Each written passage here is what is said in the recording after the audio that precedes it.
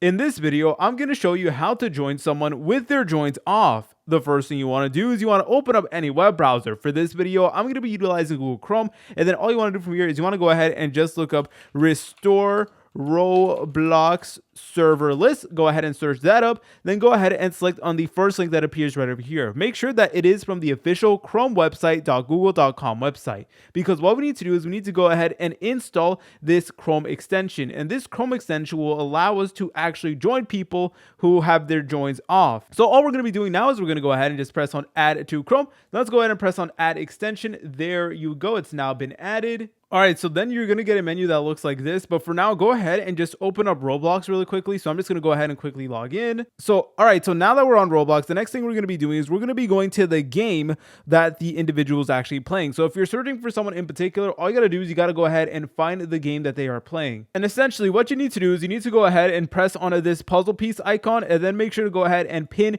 restore old Roblox server. And then from here, it will now say servers per page. You can go ahead and keep that at 10. And then all you need to do is you need to go ahead and look up that player's actual username right over here. So let's say, for example, we're trying to look for someone on this game mode. All we need to do is we need to go ahead and select on the servers tab over here. And then what you need to do is you need to go ahead and just open up the Chrome extension. Make sure that auto search is actually turned on. And then where it says player username, all you need to do is you need to go ahead and just enter in the player that you are trying to locate. And then from there, you should be able to join their game. If you guys found this video helpful, make sure to leave a like and subscribe. I will see you in the next tutorial.